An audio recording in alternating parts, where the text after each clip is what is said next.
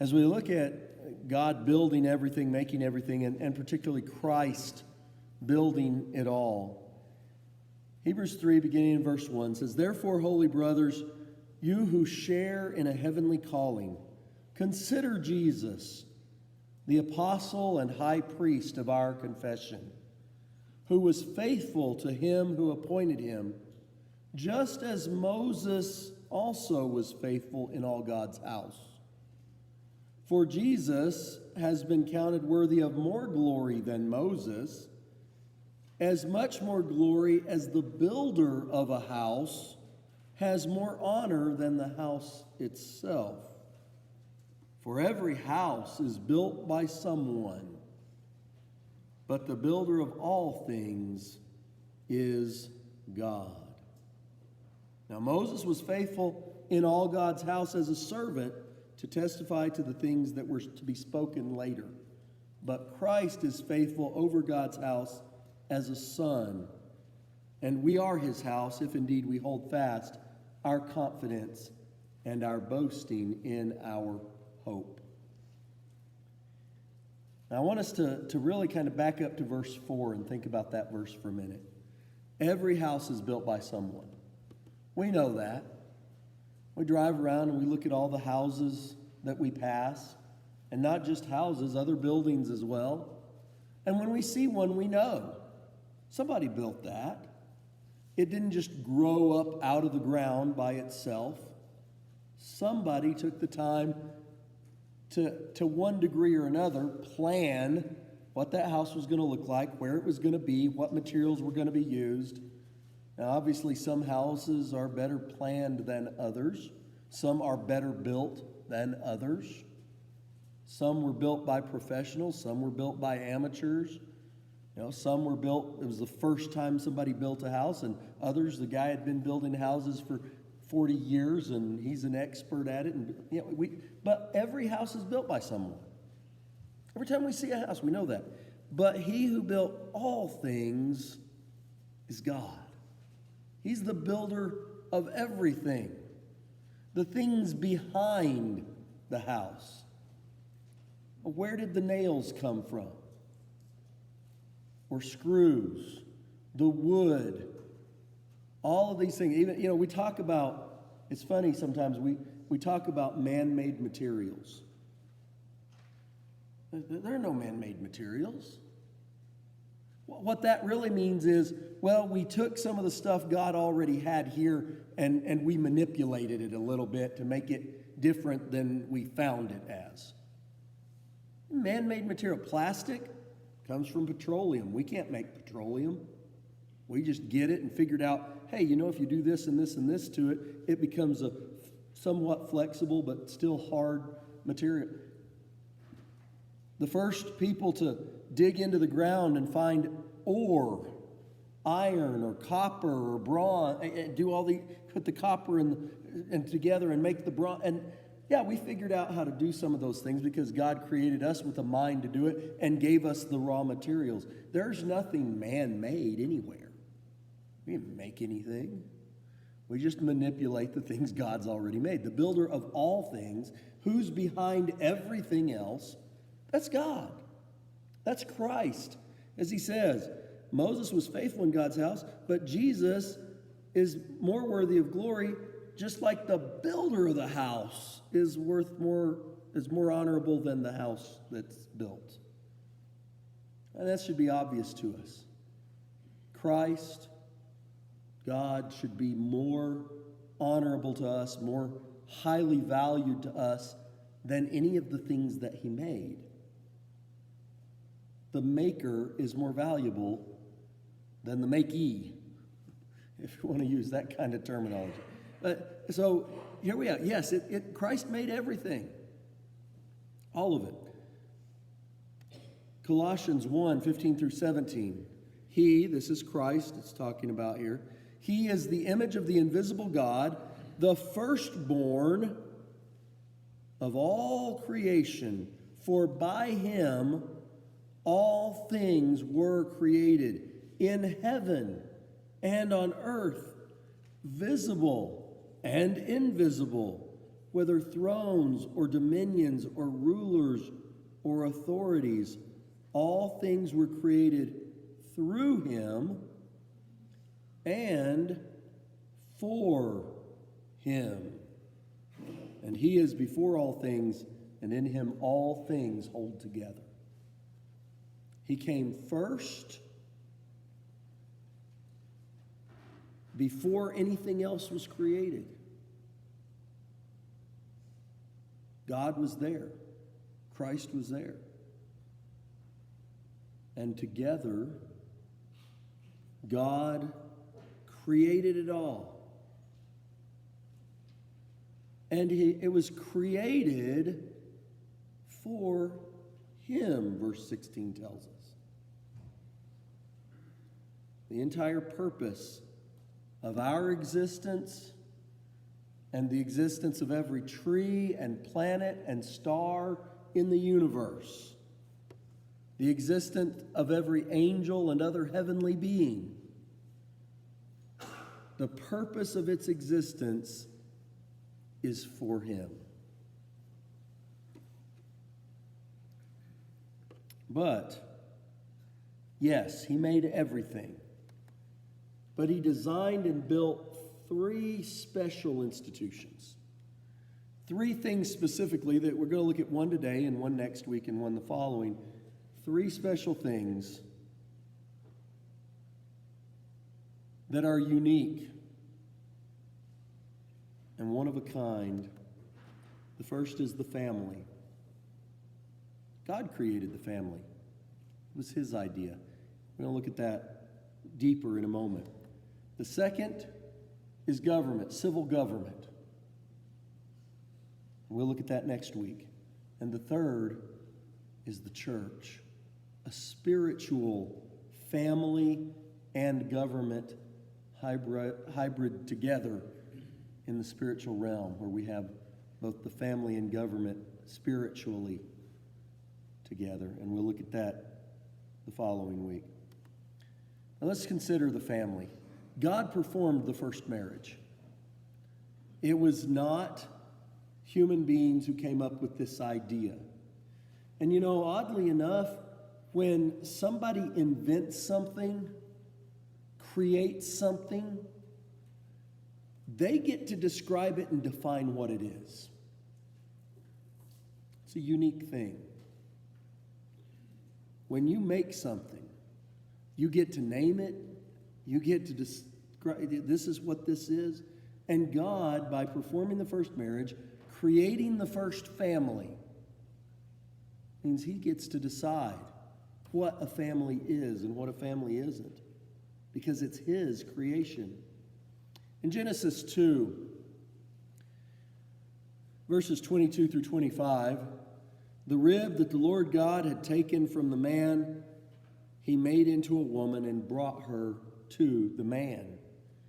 Then the man said, now Jesus tells us that the man said this really by inspiration, but he says this is at last is bone of my bones and flesh of my flesh. She shall be called woman, because she was taken out of man, which is what woman means, out of man.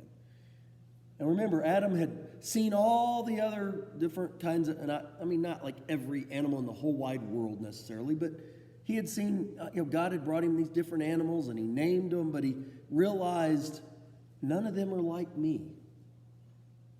They'll probably be good for things, cows will be good to eat, pigs will make bacon, and, pig's a magical being that turns vegetables into bacon. It's wonderful.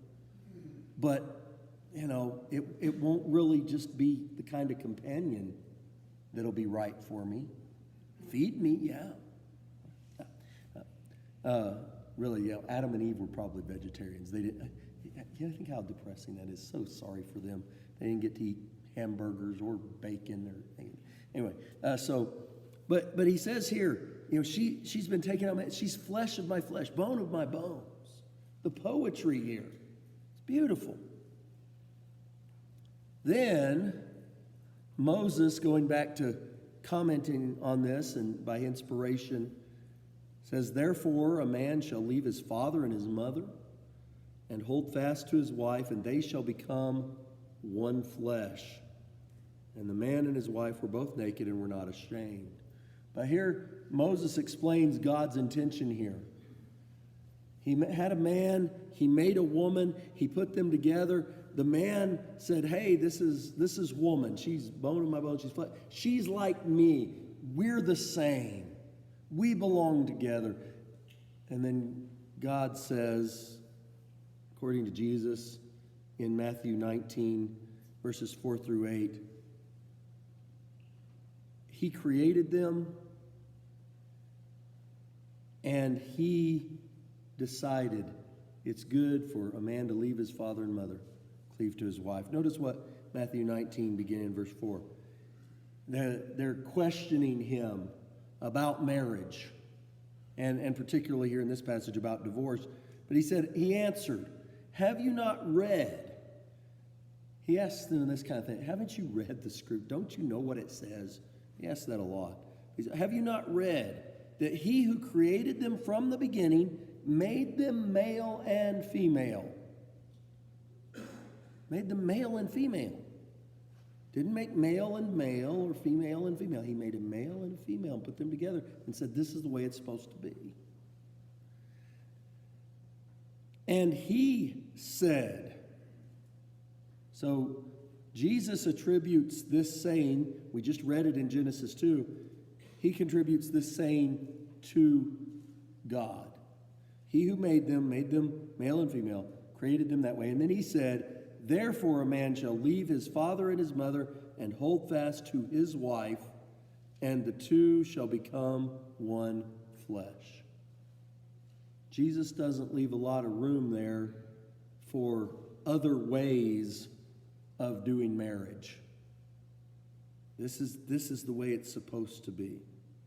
He says, "So they are no longer two, but one flesh. What therefore God has joined together, let no man separate." This is the ideal. They said to him, "Why then did Moses command one to give a certificate of divorce and to send her away?" And he said to them, "Because of the hardness of your heart, Moses allowed you to divorce your wives. But from the beginning it was not so." That's not the way it was supposed to be. God had a perfect plan. Now I'm going to tell you right now, as I begin to describe God's perfect plan, we're going to realize none of us here in this room or anywhere else on earth are living up to his perfect plan.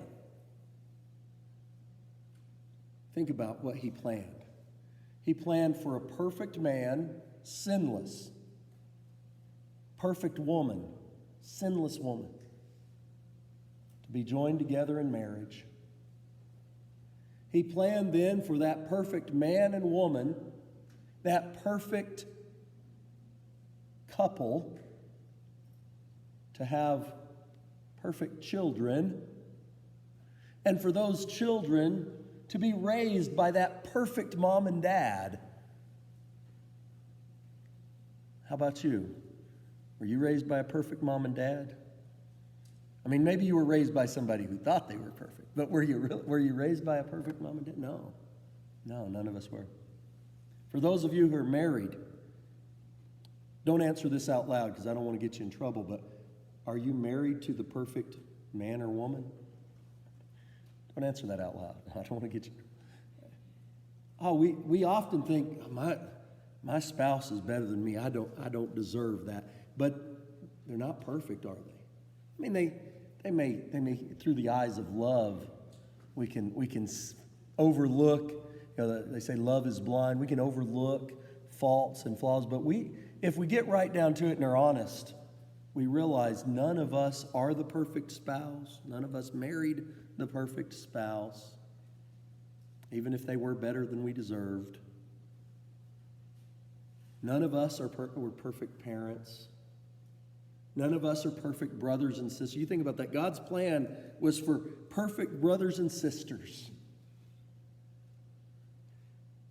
Only one family had to deal with that. Can you imagine being one of Jesus' brothers or his sisters? Why can't you be more like your brother Jesus? He's perfect. But the rest of us have never had to deal with that. Never gotten to deal with that. Can you even... I've tried to wrap my mind around what a perfect family would look like. It'd be wonderful, wouldn't it? But that's not our reality, is it? So we have to do the best we can with our imperfect families. But our goal, since God created the family, our goal needs to be to do the best we can to be as much like God's family should be as we can. And we have to work at that. It doesn't come easy. I mean, hopefully your family is a little better than that first family. First family, of course, Eve brings sin into the world by eating the tree and gives it to Adam, and he eats it in a rebellious act against God. Then they have two children. Of course, they're kicked out of paradise. And then they have two children, and guess what? Those children learned sinful attitudes and behaviors from their parents, just like all of us learned some sinful attitudes and behaviors from our parents. Some of the dads and boys were talking in class this morning about that struggle of you learn some good things and some bad things from your dad, and you teach in some good things and unfortunately some bad things too. That's the way but Adam and Eve's two boys, the first two, Cain and Abel, one of them killed the other one. Hope your family's doing better than that. It did not take long to go from God's perfect plan for the family to an absolute disaster of a family. The first one. In fact, as we read through the Old Testament, I'm going to tell you, you read and you read and you read and you read about these husbands and wives and their children, and a few generations later, you've got a man taking two wives and bragging about killing somebody. Changing God's plan. Trying to rebuild the family in a different way. I mean, the best family you get to is Noah and his wife. They seem to have done a pretty good job with their three boys. After the flood, though, I mean, you see that there's some problems there. Noah gets drunk, lays in his tent. He's got that problem with Ham coming in. I mean, there's still problems even in that family. It's not the perfect family, but it's at least maybe not quite as dysfunctional as some of the rest of them have been. And then you follow that on down, and you got Abraham and his family. Ooh, it was a mess. Isaac and Rebekah and their two boys, and the infighting and the deceitfulness, and it was a mess. Jacob and his 4 women, Esau and him marrying the foreign women, and it's a mess. We got off track way back then, and we're still struggling with that. And we're not going to get back to a perfect family ever again. Adam and Eve was our best chance to get to perfect family, and they blew it. But what can we do? We can try to build our homes on the teachings of God and live our lives like God has commanded us, and hopefully make our homes and our families better in each generation than the generation before. That's got to be our goal. That's why God chose Abraham. Even though he knew he wasn't perfect, he said, I know he will command his children after him. We got to keep working on that and helping other families to get better too. We see another family that's got strengths that we're lacking. Maybe we can learn from them. If we have strengths that they're lacking, maybe we can help teach them. Help work together to grow families stronger. And that's very important. We'll see why at the end. God commanded reproduction through families. In fact, we see in Genesis chapter 1, verses 26 through 28, God said, "Let us make man in our own image and after our likeness. Let them have dominion over the fish of the sea and over the birds of the air and over the livestock and over all the earth and over every creeping thing that creeps on the earth." So God created man in his own image. In the image of God, he created him. Male and female, he created them. Think about that. Both male and female are both created in the image of God. It's not like he created man in his image and then created woman in man's. No, he created both of them in his image. In the image of God, he created them. And God blessed them, and God said to them, "Be fruitful and multiply and fill the earth and subdue it and have dominion over the fish of the sea and over the birds of the heavens and over every living thing that moves on the earth." And again, he says much the same in Genesis 9 when they come off the ark. God blessed Noah and his sons and said to them, "Be fruitful and multiply and fill the earth."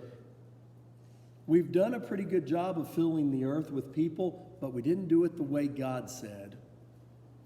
We haven't always done it through families. We have a lot of children born outside of the marriage relationship. That's not the way God planned it. It's the way God commanded it.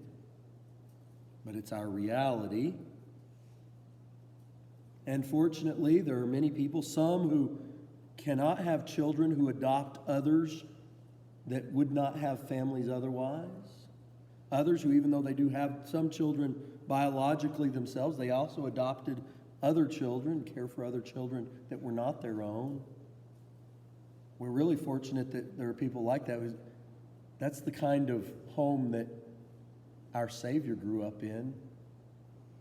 A mother who was pregnant and not married, and a man who married her and raised that child as his own, even though it wasn't his own. It's a beautiful thing. And it's wonderful that people will do that. Wasn't the greatest plan that God had, though. Psalm 127, verses 3 through 5, "Behold, children are a heritage from the Lord. The fruit of the womb is a reward. Like arrows in the hand of a mighty warrior are the children of one's youth. Blessed is the man who fills his quiver with them. He shall not be put to shame when he speaks with his enemies in the gate." God designed children to be a blessing. Sometimes they are, sometimes not so much. But again, God's building the home, and by that, building the world. That's his plan. Now, of course, again, we've kind of gone off track from that. Third, we want to realize, and this is probably the most important, building contrary to God's design is futile. It's destructive. When we go contrary to what God said to do, it brings problems into the world. When Adam and Eve disobeyed God, it brought problems into the world. Then they transferred those sinful thoughts and ways onto their children, taught their children these bad things. Not intent. Do you think Adam and Eve wanted their Cain to murder Abel? No. No, they would have never wanted that. But by these sinful attitudes that they had brought into the world of rebellion against God, that was the fruit of it. And we're facing in our nation, as well as other nations around the world, we're facing a great deal of difficulties because we've built families contrary to God's design.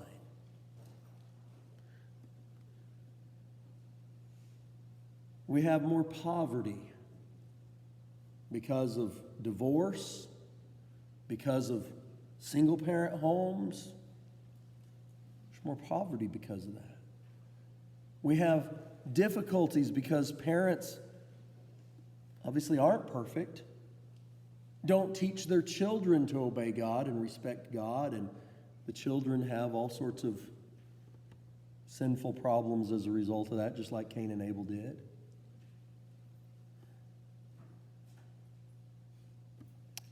Let's go back a couple of verses. We read in Psalm 127. Let's go back to the first two verses of that chapter.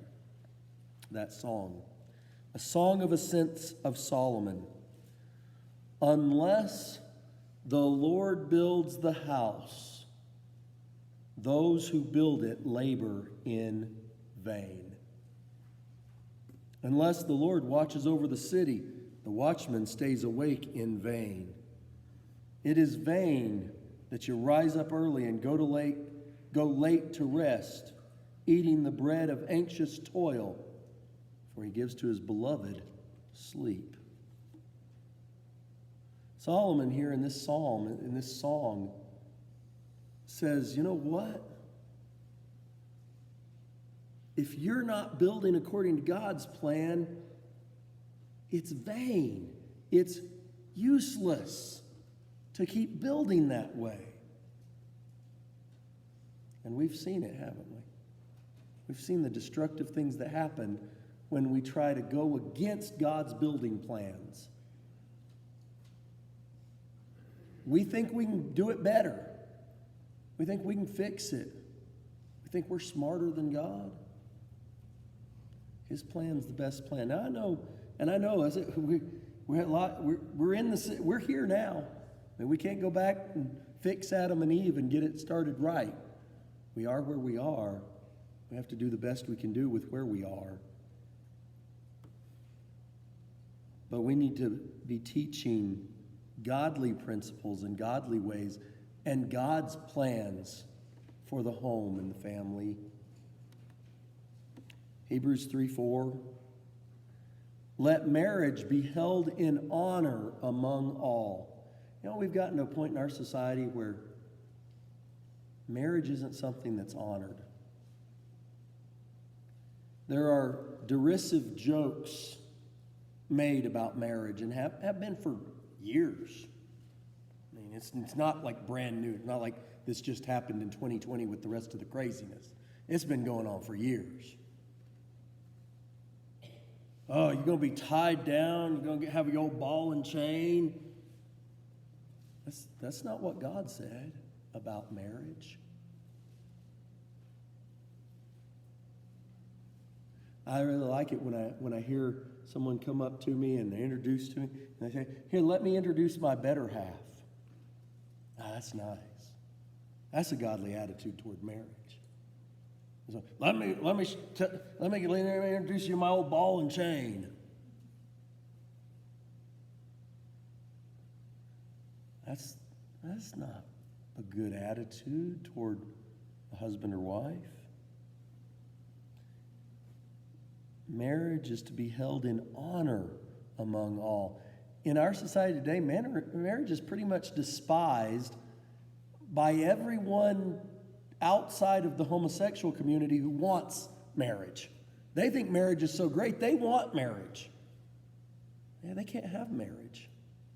They can call it marriage, but it's not marriage. God created it. God defines it. A man shall leave his father and his mother and cleave to his wife, his woman. That's the way it works. That's how he defined it. Not a man shall leave his father and mother and cleave to his wives. Or men shall leave their fathers and mothers and cleave to a wife. None of that's what God planned. None of that's what God intends.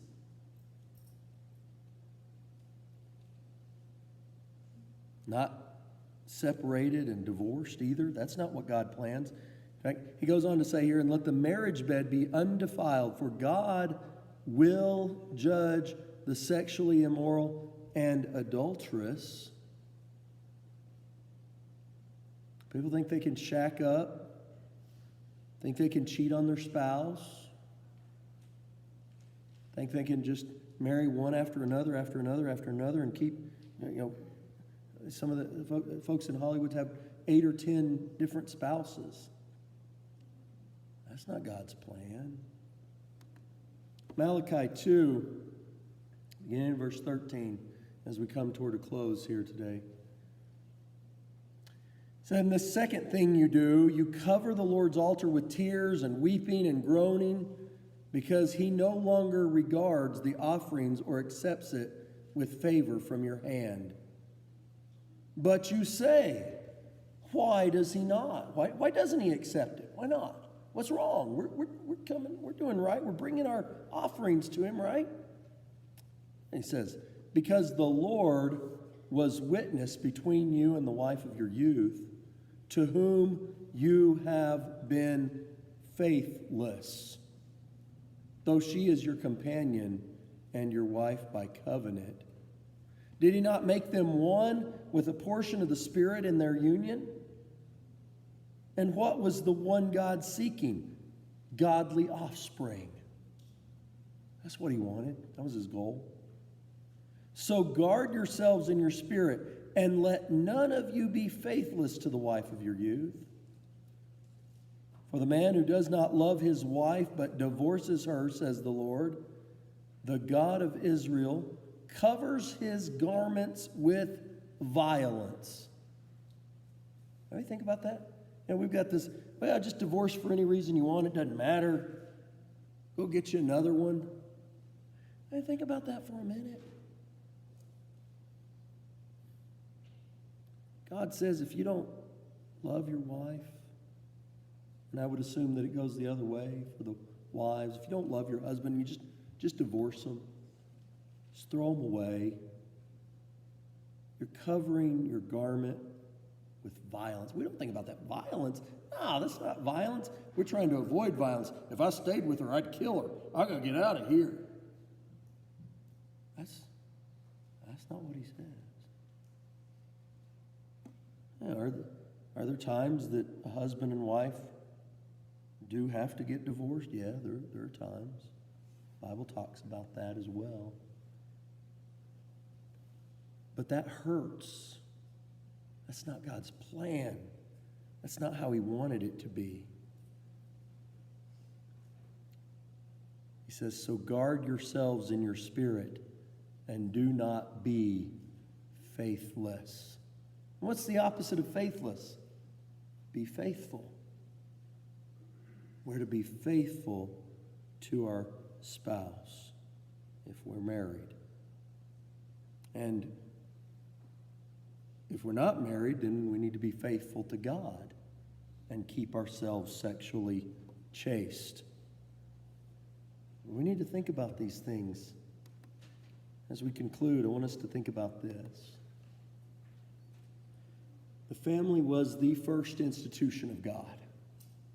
I mean, he literally, he created man, he created woman, he created marriage.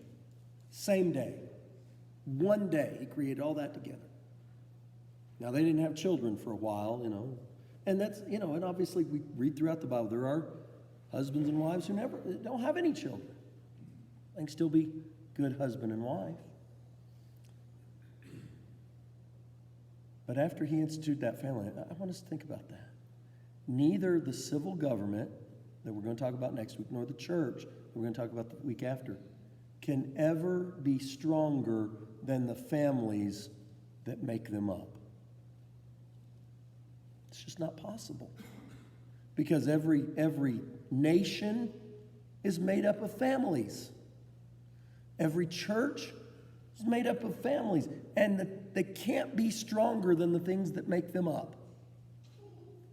The families within them are the key.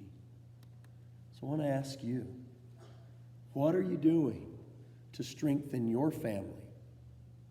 To help others strengthen their families? And thereby strengthen your nation and your church? Are you helping make things better? Or are you being part of the problem? That's something we need to think about. What am I doing? Am I strengthening the church by strengthening my family?